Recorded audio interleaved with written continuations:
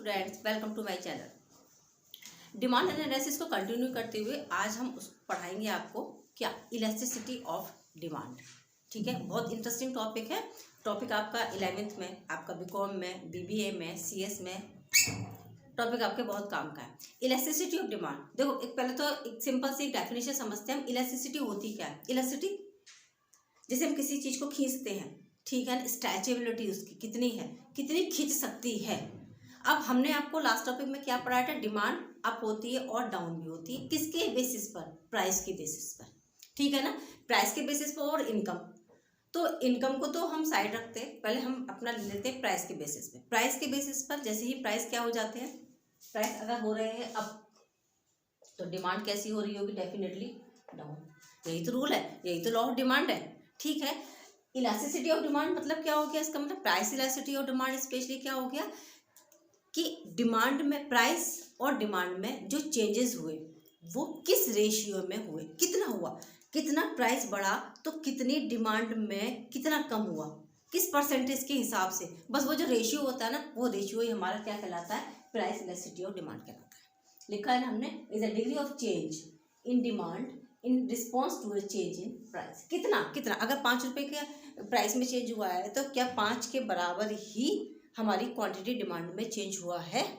बस उसी को हम मेजरमेंट करते हैं। इसका एक छोटा सा फॉर्मूला है E D, elasticity of demand.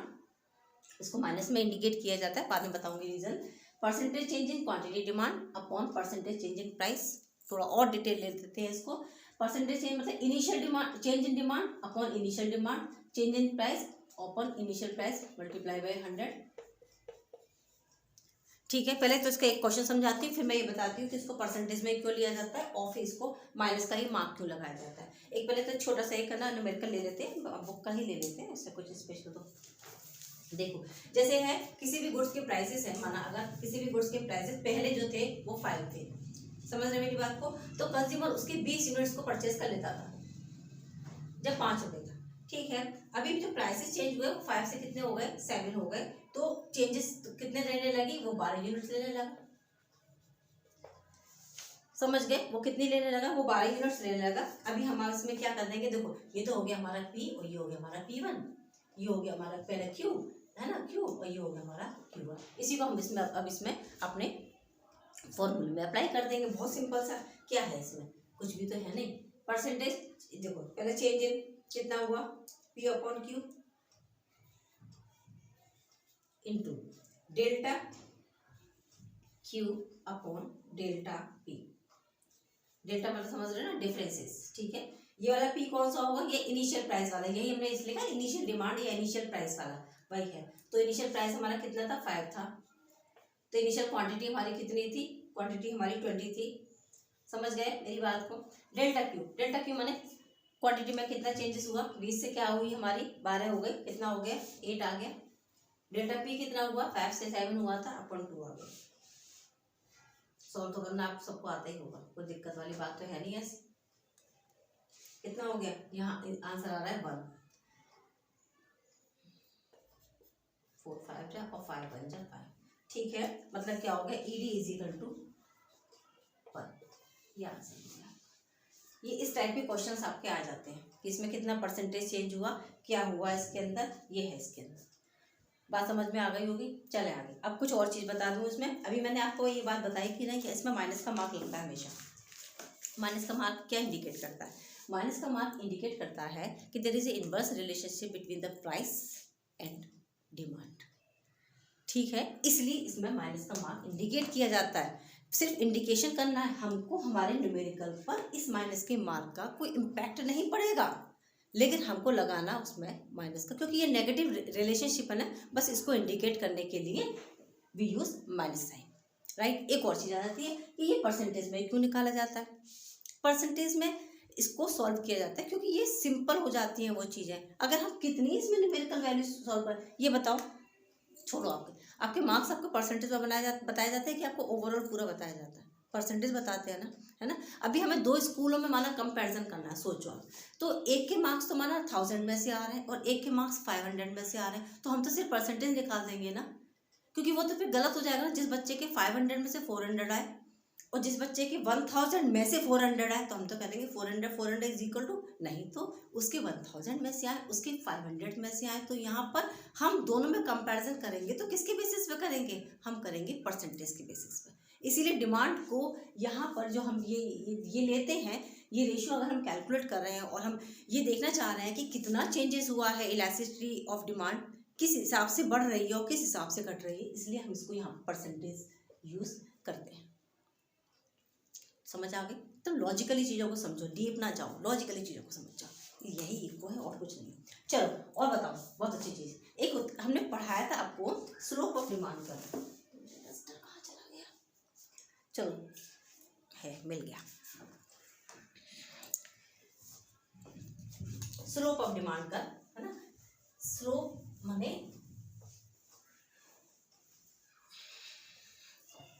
Demand का रेट बनाओ। देखो ये है, ये जाती है ना, ये स्लोप ऑफ डिमांड कर्व है, ठीक है। अभी स्लोप ऑफ डिमांड कर्व किसके हिसाब से, देखो एक तो हो गया डिमांड कर्व, ठीक है, और हो गया प्राइसेस में चेंजेस। क्या वो सेम टू सेम हो रहे हैं दोनों? नहीं होते हैं ना। ये तो कोई ज़रूरी ही नहीं है कि जितना प्राइस में चेंज हुआ उतना ही डिमांड में चेंज हो जाए। क्लियर है? उतना चेंज हो जाए ऐसा नहीं होता है, कभी कम होता है, कभी हो सकता है कोई इम्पैक्ट ही नहीं पड़ रहा है उस पर, वो भी हम बताने वाले हैं वो कौन सी सिचुएशन होती है जब इम्पैक्ट ही नहीं पड़ेगा उसका। तो ये स्लोप ऑफ डिमांड कर्व हमारा क्या इंडिकेट करता है, ये स्लोप ऑफ डिमांड कर्व और इलास्टिसिटी ऑफ डिमांड,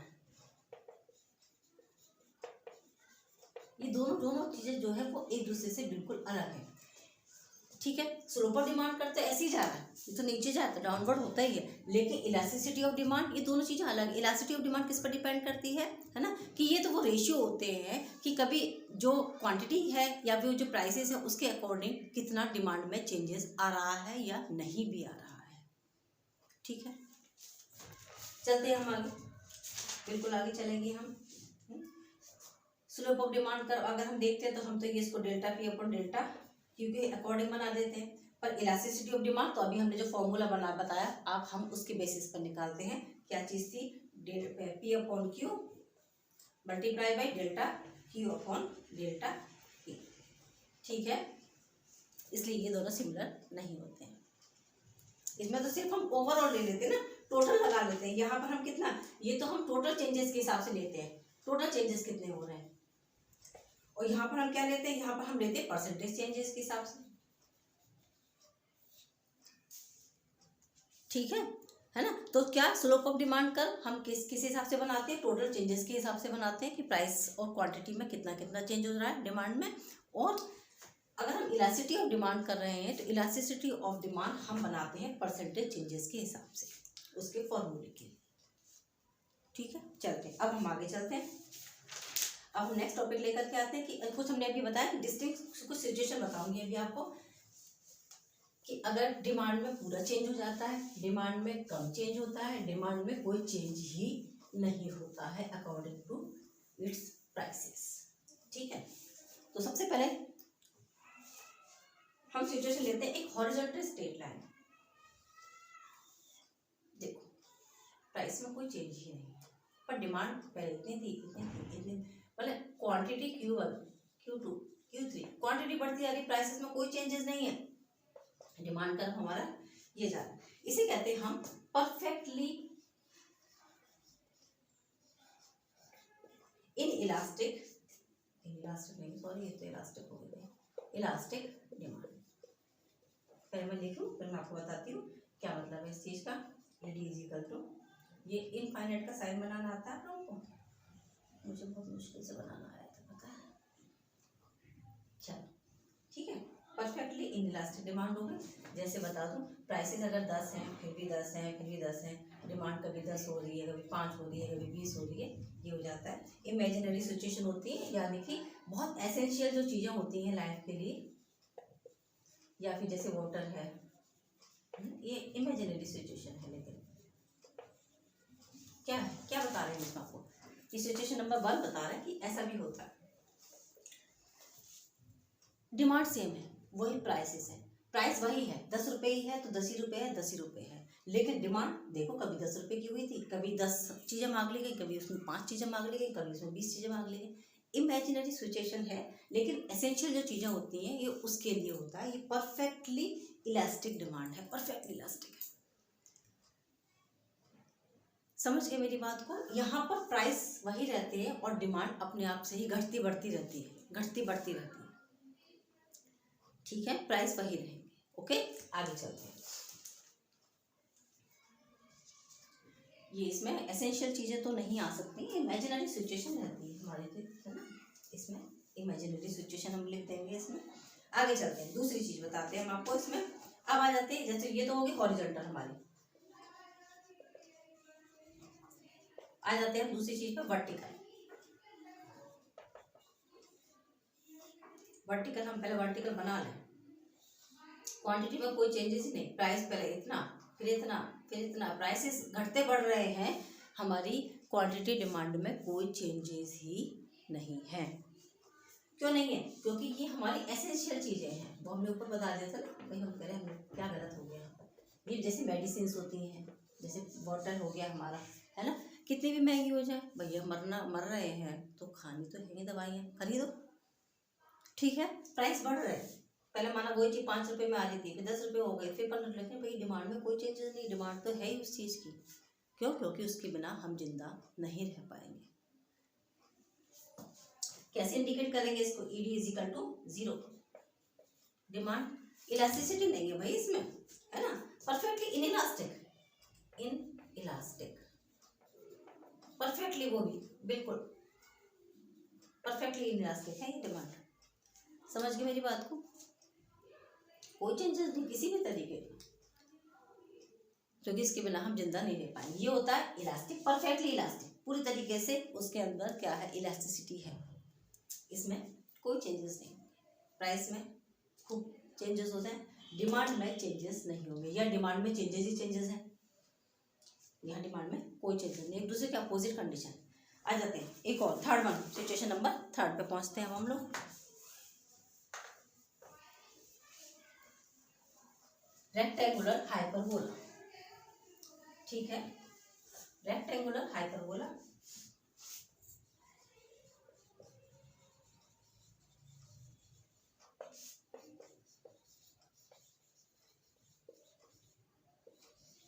देखो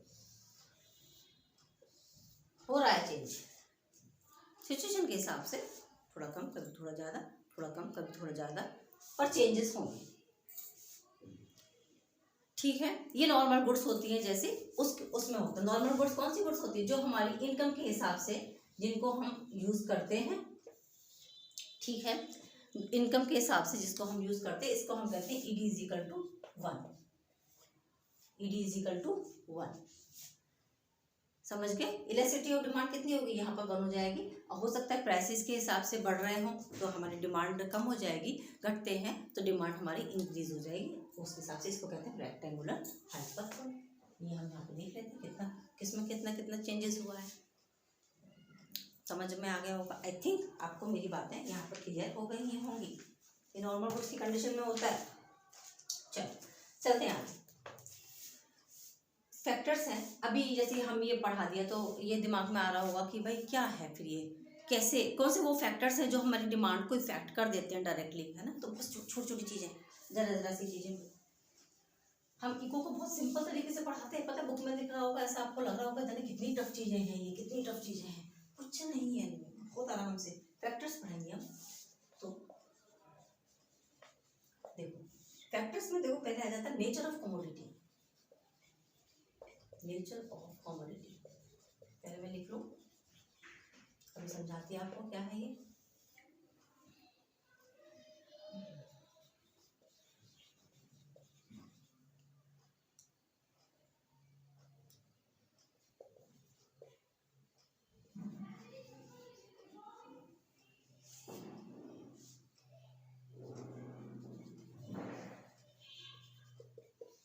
जो लिख रही हूँ आपको खुद ही समझ में आ रहा होगा कि हम क्या कर रहे हैं ये।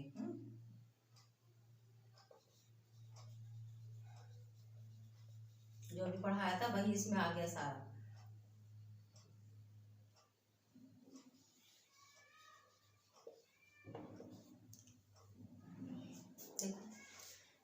चीज़ें जो नेसेसिटीज़ की होती है हमारी, इनइलास्टिक होती है उसमें डिमांड। उस डिमांड में कोई भी इलास्टिसिटी नहीं होती है, क्योंकि उसके बिना हम नहीं रह सकते। ठीक है, तो उसमें प्राइसेस बढ़ते हैं घटते हैं, वो चीज़ें हमें इफ़ेक्ट नहीं करती हैं। ठीक है, लेकिन जैसे फर्नीचर है, इलास्टिक है, अगर महंगा हो गया तो हमने कहा ठीक है अभी नहीं ले रहे, नेक्स्ट टाइम पे ले लेंगे। क्यों लें हम अभी गोल्ड के प्राइसेस इतने बढ़े जा रहे हैं, बढ़े जा रहे हैं, बढ़े जा रहे हैं, नहीं ले रहे। जो लोग नहीं अफोर्ड कर सकते नहीं खरीदेंगे। इलास्टिसिटी है उसमें, है ना। समझ गए ना मेरी बात को, कि जो चीज़ें जरूरी हैं, नेचर इसीलिए लिखा हमने, नेचर ऑफ कमोडिटी। कमोडिटी का नेचर कैसा है, क्या वो हमारे लिए बहुत ज़रूरी है या वो हम उसके बिना आराम से काम चला सकते हैं? तो फिर ज़रूरी है तो खरीदनी पड़ेगी, इनइलास्टिक है। वाटर बताया था, अभी ड्रग्स बताए थे, मेडिसिन बताई थी हमने। ड्रग्स वो वाले ड्रग्स नहीं, है ना, गलत वे में नहीं ले जाना, मेडिसिन। ठीक है, उसके बिना हमारा काम नहीं चला। अभी कोविड है, कोविड आया, कितने लोगों के पास जिनके पास नहीं था पैसा, फिर भी उन्होंने इधर उधर से लोन लेकर के अपने आप को ठीक किया या अपने रिलेटिव्स को सही किया। करना पड़ता है। ठीक है, परफेक्टली इन इलास्टिक है, परफेक्टली इन इलास्टिक, राइट। ये इलास्टिक है, नहीं लेंगे ना इस बात तो क्या हो जाएगा, नेक्स्ट टाइम पे खरीद लेंगे। ओके, चलते हैं दूसरी चीज पढ़ाई। दूसरा फैक्टर आ जाता है कि अगर अवेलेबल है ऑफ सब्स्टिट्यूट, अगर सब्स्टिट्यूट है हमारे पास कि माना एक की जगह पे हम दूसरे को यूज कर सकते हैं, तो ठीक है ना। अगर उसके प्राइसेस बढ़ रहे हैं तो हम दूसरे को यूज करना शुरू कर देंगे। ठीक है ना। और दूसरा अगर है और नहीं है, अगर तो फिर हमारी मजबूरी हो जाती है कि हमको यही यूज करना पड़ेगा। क्लियर है? चलो आगे चलते हैं। उसमें इलास्टिसिटी ज़्यादा हो जाती है, उसमें कम हो जाएगी। अगर मल्टीपल यूजेस है किसी भी चीज़ का, हम किसी एक भी है ना, उसमें हम ज़्यादा यूज़ कर सकते हैं, एक से ज़्यादा, तो क्या हो जाता है ये, तो उसमें इलास्टिक डिमांड होती है हमेशा। क्योंकि उसके क्या है, हम उसके एक जगह एक से ज़्यादा उसका यूज़ कर सकते हैं, तो उसमें इलास्टिक ज़्यादा होगी ना, इलास्टिसिटी ज़्यादा हो जाएगी ना, बस वही होता है। तो मल्टीपल यूजेस है अगर गुड्स के अंदर, तो उसमें इलास्टिसिटी ज़्यादा हो जाएगी। आगे चलते हैं और हम बताते हैं पोस्टपोन।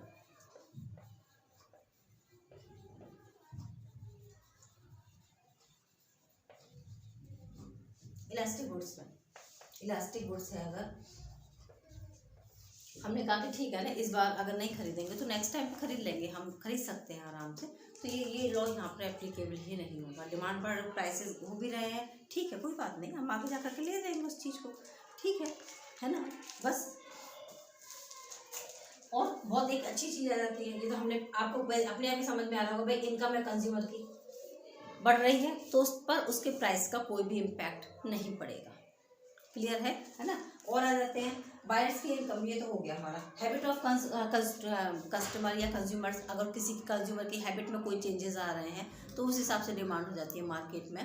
ठीक है, ट्रेंड में, फैशन में कोई भी चीज़ चेंज हो रही है तो हो जाता है। जैसे कि अगर हम ले सकते हैं यहाँ पर, तो हम वेडिंग सीजन को ले सकते हैं कि वेडिंग सीजन है अगर, तो भाई लेना होगा वहाँ पर, है ना, वहाँ पर आपको चीज़ें खरीदनी ही होंगी, इनइलास्टिक होगी, है ना। अभी वेडिंग सीजन नहीं है तो हम इसको पोस्टपोन कर सकते हैं, हम उसको 1 महीने के लिए, 2 महीने के लिए, 3 महीने के लिए पोस्टपोन कर देंगे। या फिर जैसे किसी भी और चीज़ का सीजन, जैसे सीजन है हमारा विंटर सीजन है तो वूलन चाहिए, इलास्टिक होगा। समर है नहीं चाहिए, ठीक है, तो वहाँ पर इलास्टिसिटी, अगर सस्ता मिल रहा है तो खरीद लो, नहीं मिल रहा तो मत खरीदो। ये छोटे छोटे फैक्टर्स होते हैं जो हमारे इलास्टिसिटी ऑफ डिमांड को डायरेक्टली इफेक्ट करते हैं।